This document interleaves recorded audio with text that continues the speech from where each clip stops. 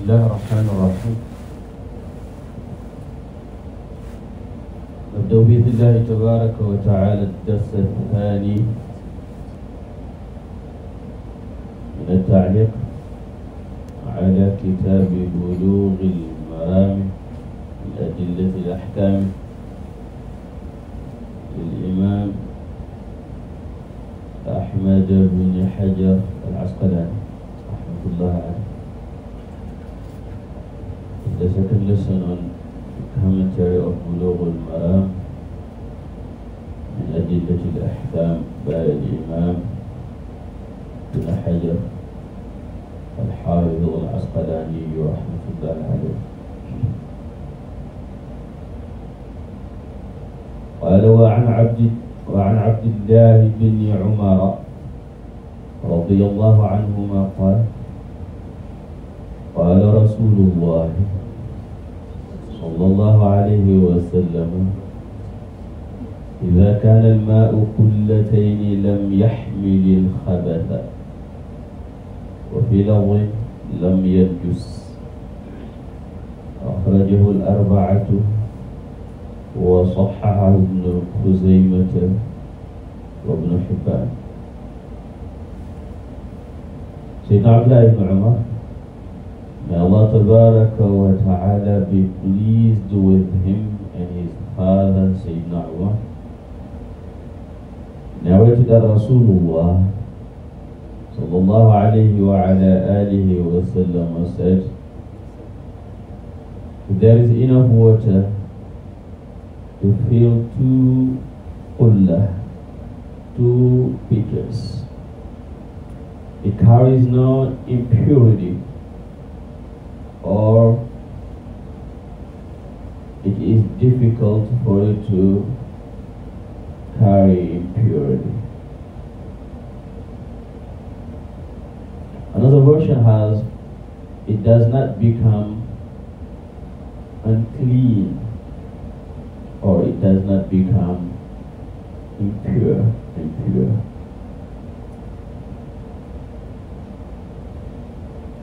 And this hadith have been collected by the four compilers of the Sunnah of Sayyidina Rasulullah sallallahu alaihi wasallam.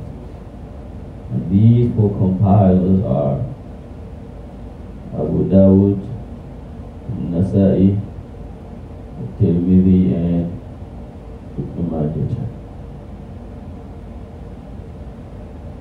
And Ibn Khuzaymah radiallahu anhu and Ibn Hibban and Al-Hakim graded this hadith as sahih, authentic, sound.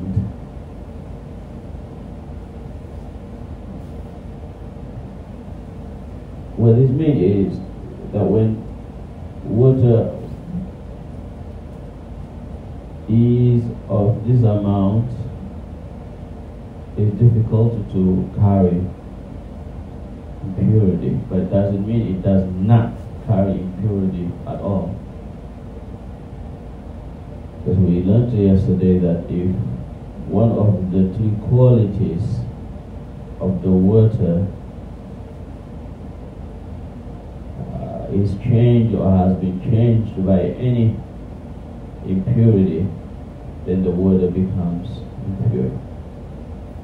If the smell, the color, or the taste of the water changes, then the water becomes impure.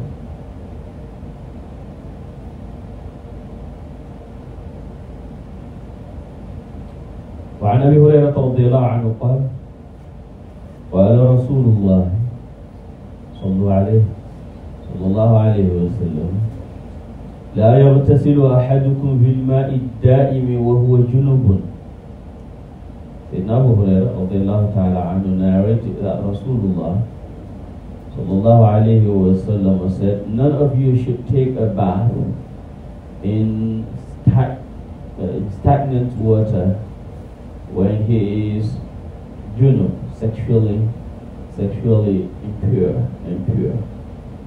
Akhrajahu Muslim. This hadith was reported by Imam Muslim in his Sahih. وللبخاري لا يبولن أحدكم في الماء الدائم الذي لا يجري ثم يغتسل فيه. ولمسلم منه.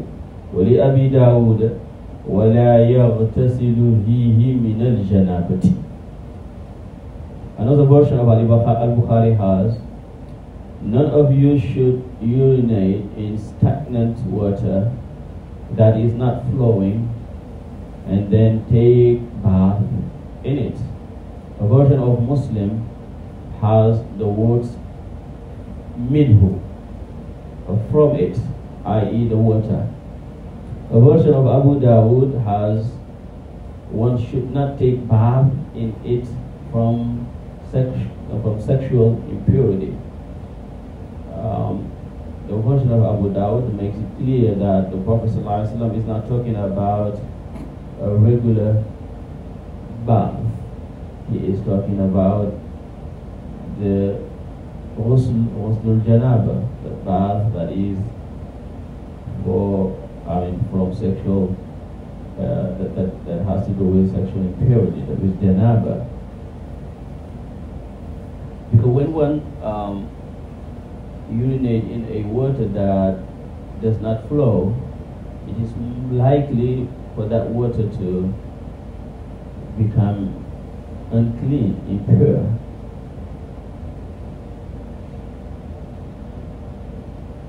وعن رجل صاحب النبي صلى الله عليه وسلم قال نهى رسول الله صلى الله عليه وسلم أن تغتسل المرأة بفضل الرجل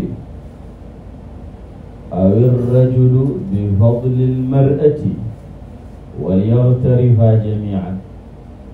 أخرجه أبو داود والنسائي وإسناده صحيح.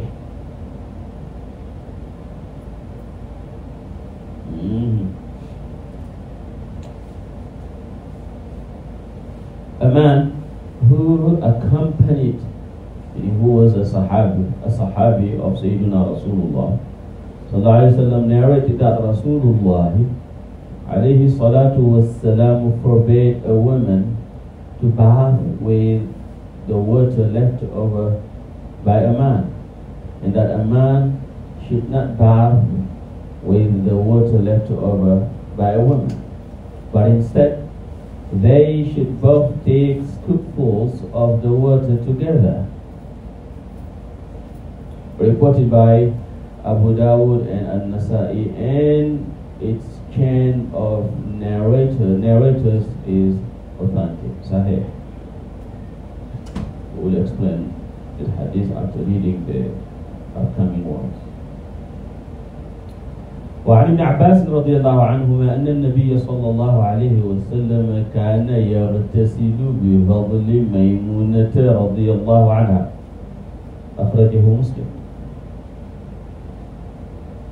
Sayyidina Abdullah ibn Abbas narrated that Rasulullah sallallahu alaihi wasallam used to bath with the water left over by Maymuna radiyallahu ta'ala anha, Sayyidina Maymuna, and this hadith was reported by Imam Muslim. Sayyidina Abdullah ibn Abbas had access to the house of the Prophet sallallahu alaihi wasallam, especially to the apartments of Sayyidina Maymuna. Why? What made Sayyidina Abdullah ibn Abbas, unlike the other Sahaba, have access to the apartments of Sayyidina Maymuna, the wife of the Prophet sallallahu alaihi wasallam? And Allah doesn't allow the Sahaba to have access to the apartments of the wives of the Prophet sallallahu alaihi wasallam. Why?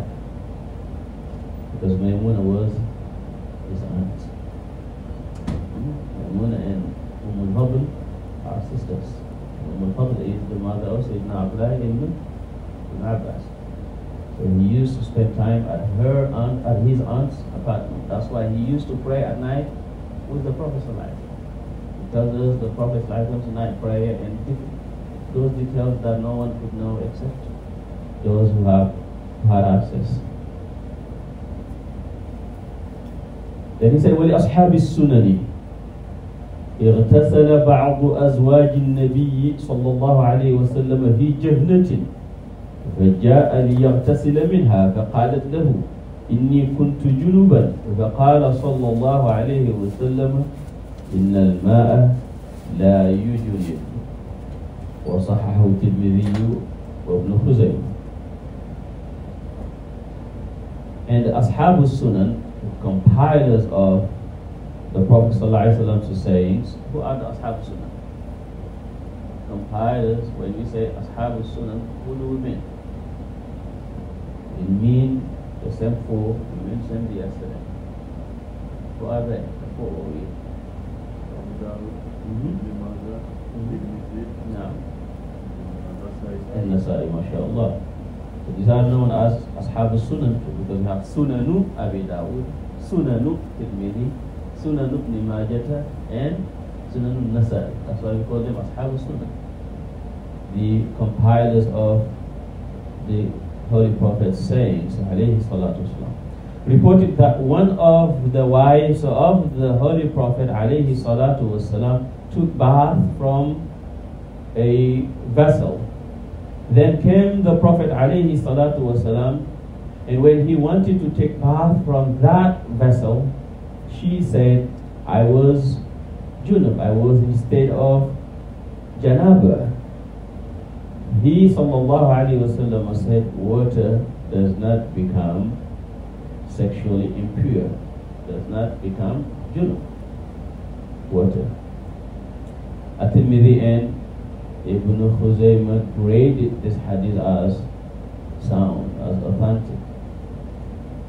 So what we can understand from these different hadiths, one hadith is saying not to use the left water by a woman, and the woman not to use the man's left water.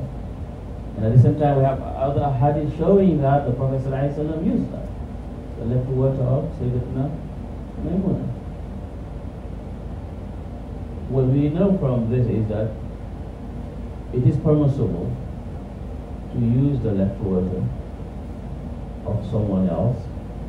Meaning when you talk about the left water, the water that they use to make wudu or to make ghusl, it is permissible. However, it is preferable to not use it if there is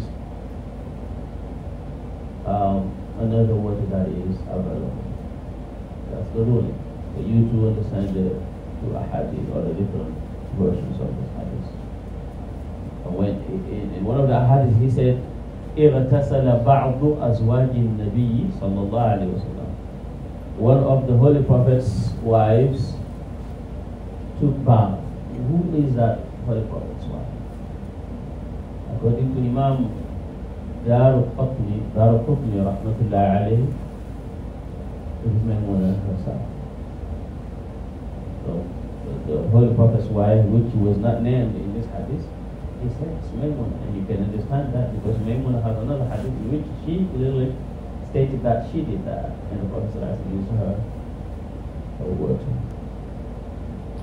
Allah sallallahu ala sayyidina Muhammad ala alihi wa haqqa qadrihi wa miqdarihi al-azim. سبحانك اللهم وبحمدك أشهد أن لا إله إلا أنت أستغفرك وأتوب إليك. آمين وإياك.